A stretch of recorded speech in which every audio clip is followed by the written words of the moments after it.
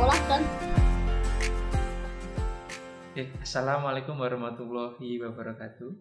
Selamat berjumpa kembali di channel YouTube Madrasah Diniyah MT Yogyakarta. Pada kali ini kami mencoba untuk membuat program baru, yaitu adalah memperkenalkan santri-santri kami kepada umum seperti itu. Karena ada beberapa santri kami yang memang secara prestasi juga bagus dan mungkin ada bisa membuat inspirasi untuk yang melihat dan mendengarkan. Oke, pada kali ini kami kedatangan tamu dari santri Madin kami, yaitu Dik Dimas Bayu Haji pertama. Selamat malam Dik Dimas. Selamat malam. Oke, gimana kabarnya Dik Dimas hari ini? Alhamdulillah sehat. Oke. Kita langsung aja untuk mungkin mengulik beberapa hal yang tentang Dimas nih, seperti itu. Dimas umur berapa, Dek? 11 tahun. 11 tahun. Sekarang kelas berapa? 5. Kelas 5 di SD Idea Baru. SD Idea Baru. Idea Baru Yogyakarta. Ya. Seperti itu. Dek Dimas kemarin di Festival Nasional MTA Yogyakarta juara berapa, Dek? Juara 1 untuk kategori Bildajil. Ya. Oke. Kemarin itu gimana Dek persiapannya untuk lomba Bildajil? Ya, itu cuma meluangkan waktu untuk hafalan aja. Susah nggak tuh kalau harus latihan lomba seperti itu? Susah nggak? Ya, ada susahnya, ada gampangnya. Susahnya seperti apa susahnya? Biasanya yang bikin susah itu apa tuh? Biasanya tuh untuk ngelatih intonasi gitu-gitu. Okay. Terus untuk mengajar waktu juga, latihan waktunya. Oke. Nek kalau latihan nih, itu bagi waktunya itu gimana? Maksudnya kalau latihan kan pasti toh di rumah itu kan juga bantu orang tua toh, kemudian juga ada kewajiban sekolah juga, apalagi kan online seperti itu kan biasanya banyak tugas. Itu kalau ada lomba kayak gitu bagi waktunya gimana, Dek? Jadi kalau pagi biasanya ngapalin. Berarti pagi ngapalin. Ya. Oke, terus? Nanti siangnya nyetorin ke ayah. Oh, berarti pagi menghafalkan, kemudian siangnya menyetorkan ke ayah. Ya. Terus gimana? Terus nanti biasanya ngapalin lagi sorenya kalau ada waktu gitu. Oke, berarti dalam satu hari itu pagi menghafalkan ya mungkin setelah subuh ya? Ya. Jam mungkin setelah subuh jam 5:30 ataupun jam 6 gitu. Ya. Kemudian nanti siangnya nanti menyetorkan ke ayah, kemudian sore latihan lagi. Ya. Dan itu setiap hari, Dek? Ya, setiap hari. Oke. Menurut Dek Dimas bosen nggak tuh kayak gitu tuh? Ya, nggak terlalu. Kenapa nggak bosen? Maksudnya mungkin ada teman-teman Dek Dimas, aduh, susah mas ngapalin. Apalagi kan kalau Bildajil itu kan harus menghafalkan ya. Itu kok nggak bosen, kenapa, Dek? Karena ada tantangan. Tantangannya apa? Hanya biasanya menghafal terus latih terus juga kan. Jadi harus apa ya? Kayak ada waktu gitu-gitu. Ada waktu untuk menghafal. Jadi ada tantangan gitu. Oh, oke. Jadi tapi Dek, merasa berat nggak toh harus membagi waktu nanti mungkin bermain, kemudian juga harus membantu orang tua, kemudian juga belajar di sekolah ya, kemudian juga ada lomba itu, keberatan nggak toh ketika bagi waktu kayak gitu tuh? Enggak. Kenapa nggak keberatan, Dek? Karena kalau lomba itu ya lumayan dapat prestasi gitu. Oke. Jadi ada motivasi yang dari Dek Dimas seperti itu ya? Ya. Untuk berprestasi seperti itu. Dari orang tua gimana, Dek? Itu juga memberi motivasi? Ya, ada. Biasanya kalau ayah atau ibu memberi motivasi itu seperti apa? Kalau ayah biasanya ada pentas-pentas untuk jadi MC gitu. Oke. Biasanya ayah itu memberi motivasinya seperti apa? Di depan gitu, nggak punya merasa malu gitu. Jadi kamu harus jangan merasa malu ya, kamu harus tetap semangat gitu ya. Ya. Kalau ibu gimana, Ibu, Dek? Kalau ibu sih biasanya ayo semangat latihan terus gitu. Oh gitu. Berarti selain di masjid juga ada semangat dari diri sendiri, juga didukung oleh orang tua nih. Ya. Oke. Menurut Dek Dimas Bildajil itu susah nggak toh? Nggak terlalu. Kenapa nggak terlalu susah, Dek? Karena kita kan menghafal ya.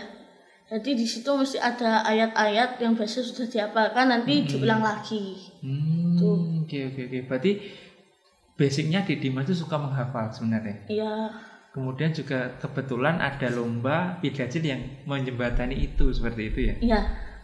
Oke. Mungkin yang terakhir Dek, untuk pertanyaan terakhir, harapannya gimana Dek? Kan ini sudah beberapa kali ikut festival anak soleh MTA ya, yang diadakan oleh TPMTA Jogja dan sering juara kamu. Itu untuk kedepannya di Dimas pengennya apa lagi Dek? Ada capaian mau apa gitu? Ada capaian nggak Dek? Ya semoga aja besok ke pusatnya bisa menang lah ya. Oke, jadi kan setelah kan biasanya kalau setelah di perwakilan seperti itu, setelah itu ketika juara 1 akan ditarik untuk lomba yang lebih besar yang ada di pusat. Dan di Dimas berharap bisa lebih berprestasi di situ seperti itu ya. Oke, terima kasih di Dimas. Ya. Selain tadi Dimas, kami juga menghadirkan orang tua dari Dimas. Namanya siapa nih Pak? Timbul Santoso. Jadi Bapak Timbul Santoso ini adalah ayahanda dari Dimas Bayuasi Pratama yang tadi diwawancara seperti itu. Nah, pada kali ini saya juga ingin mewawancarai dan arti mengulik bagaimana untuk ketika mendidik anak-anak seperti itu, apalagi dengan sekarang itu kan banyak sekali godaan, faktor-faktor yang membuat anak itu mungkin malas untuk belajar, malas untuk berlatih seperti itu kan, karena gadget seperti itu. Itu menurut Pak Timbul itu bagaimana Pak untuk mengatasi anak-anak yang mungkin sudah ketergantungan dengan seperti itu, ataupun cara mendidik anak yang bagus seperti apa seperti itu? Terima kasih Mas Priyo. Pada dasarnya juga saya sangat kesulitan dengan lingkungan di sekitar karena sekarang itu adanya game online itu ya. Itu sangat-sangat memakan waktu. Bahkan terkadang saya lihat anak-anak orang lain itu saya kasihan sekali, prihatin. Karena apa? Karena waktu-waktunya saya kira itu terbuang. Dan itu nggak ada teguran dari orang tua untuk meluruskan atau bagaimana. Nah, saya memotivasi Dimas untuk mengikuti program Bildacil ataupun kegiatan yang lebih positif gitu, tapi tentunya tidak serta-merta atau melalui proses untuk mengurungkan dia itu untuk bermain online, game online gitu. Lah untuk memotivasi Dimas mengikuti lomba Bildacil itu, pada awalnya Dimas kan melihat bapaknya ini terkadang kan disuruh tetangga ya untuk nge-MC manten kayak gitu kan. Tadi ada ketertarikan dari Dimas itu. Pak, bagaimana supaya berani maju ke depan? Kebetulan di MTA ini mengadakan Bildacil yang saya rasa itu sangat pas untuk mengajak Dimas mengikuti orang tuanya gitu. Terus awal-awalnya juga Dimas ini bertanya, kalau misalnya saya ikut Bildacil kemana? Saya dukung sekali, bahkan sama istri saya atau uminya itu sangat mendukung. Dan alhamdulillah dengan adanya program Bildacil ini, game online itu sekarang alhamdulillah meskipun tidak langsung ditinggalkan, tapi sekarang waktu untuk bermain game online itu sekarang tinggal 1 jam yang tadinya hampir setengah hari itu. Gitu. Sebenarnya gini, apa yang memotivasi jenengan untuk mungkin mengarahkan anak untuk seperti itu dan caranya seperti apa? Maksudnya kan dengan gempuran pengaruh-pengaruh mungkin game online seperti tadi yang jenengan contohkan itu, cara untuk mengatasinya itu seperti apa? Memotivasi Dimasnya itu seperti apa seperti itu?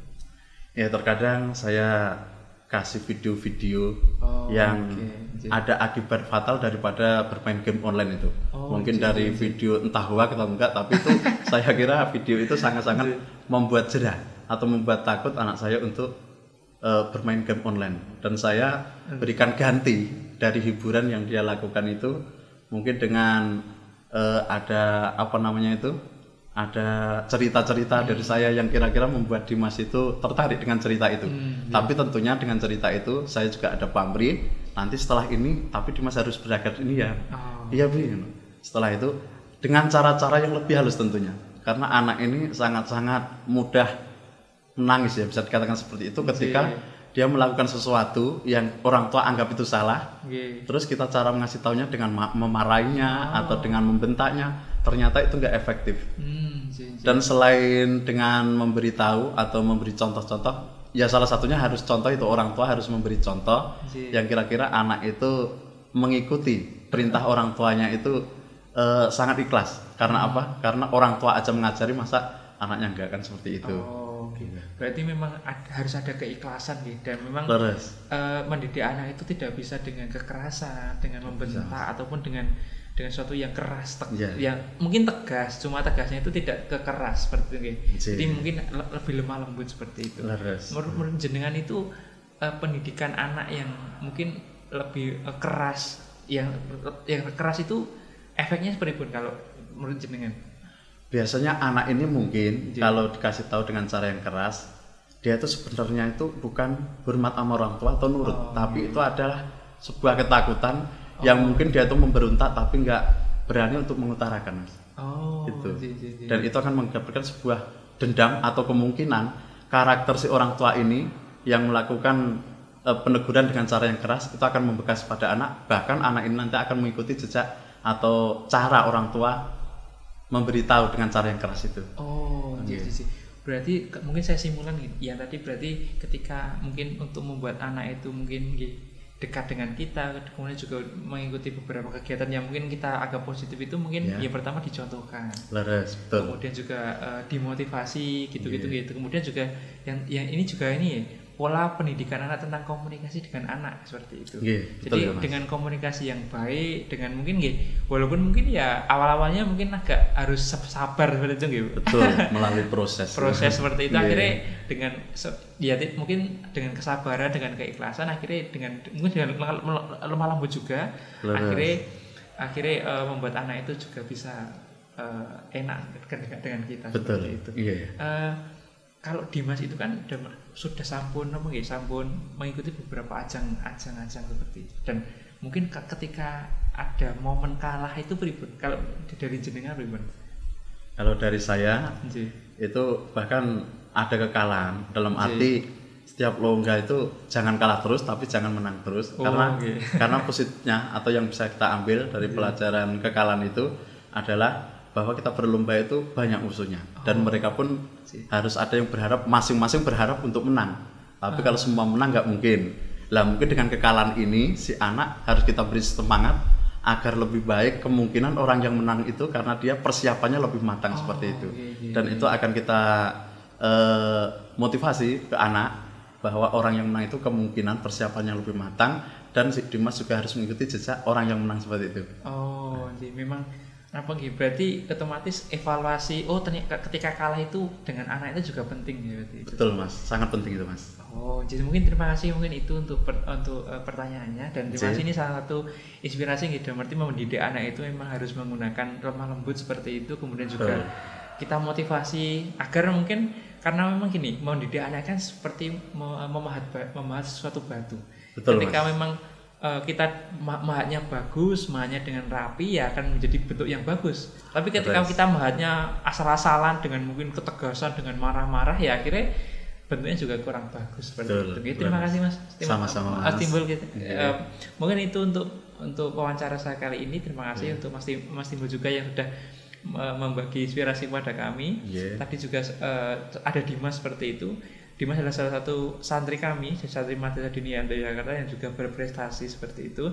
Dan memang kami kita berdoa untuk Dimas, semoga ketika nanti ada di ajang yang lebih tinggi, yaitu di Al-Husna di tingkat nasional, mendapatkan hasil yang terbaik. Mungkin itu dari saya. Terima kasih. Apabila ada salah-salah kata saya mohon maaf. Akhirul salam. Assalamualaikum warahmatullahi wabarakatuh.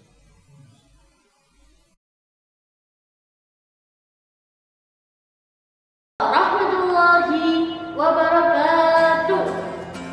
Sebelumnya, marilah kita panjatkan puji dan syukur atas hidayah Allah Subhanahu wa Ta'ala yang telah memberikan kita semua rahmat dan hidayah, sehingga kita semua bisa berkumpul di sini dan keadaan sehat walafiat. Shalawat dan salam marilah kita curahkan pada Nabi Abu Muhammad sallallahu alaihi wasallam.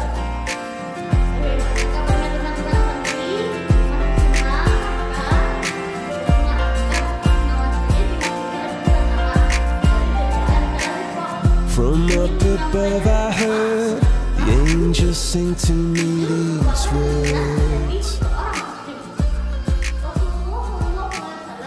And sometimes in your eyes I see the beauty